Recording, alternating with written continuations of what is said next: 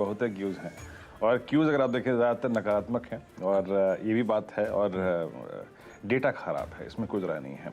मैं सब चीज़ों पे करेंगे बातचीत आशीष और मैं, लेकिन उससे पहले ज़रा प्लीज़ एक बार इन सब चीज़ों का निचोड़ और एसजीएक्स निफ्टी को देख लेते हैं। इट्स 1688.60, याद रखोगे, याद होगा आपको। आवाज़ पे हम परसों शुक्रवार को, मतलब परसों यानी अगर आप देखें सोमवार को एक टर्म का इस्तेमाल कर रहे थे, that unfinished business, I mean that unfinished level, that is 200-day exponential moving average for Nifty. Screen पर जो एसजीएक्स निफ्टी का लेवल है, अगर आप उसको स्पॉट में कन्वर्ट करते हैं तो that's exactly 200-day exponential moving average. Director साहब एसजीएक्स निफ्टी स्क्रीन पे लिखाइएगा, जिसकी हमसे मुलाकात होगी लगभग 27 जुलाई के बाद एक बार फिर से।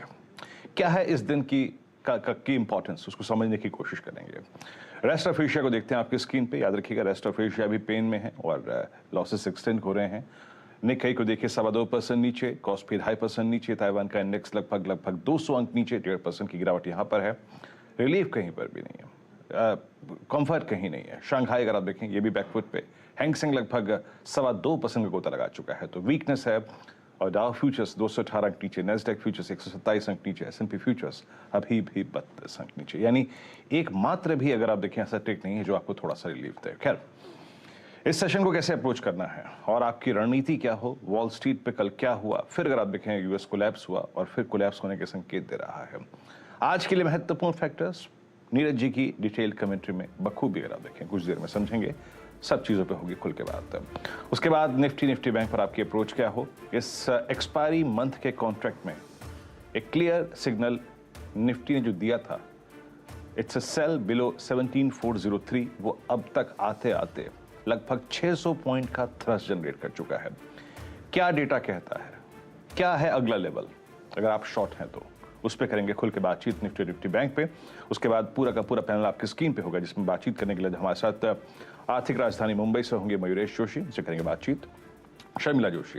ये दो फंडामेंटल विशेषज्ञ होंगे, उसके साथ ही होंगे हमारे साथ आज सचितरन उत्तेकर, प्रकाश काबा .com के प्रकाश काबा, जेएम फाइनेंशियल्स के आशीष चतुर्मोता, पुणे से होंगे आशीष बहती, राजेश सतपुते, और लखनऊ से होंगे माना जायसवाल .com के माना जायसवाल। स्टॉक्स टू वॉच पर प्रकाश डालेंगे हर्षदा, और यतिन जुड़ेंगे बिग ब्रोकरेज रिपोर्ट्स पे आशीष। ओके, तो ये हो जाएगी आज सुबह की तैयारी।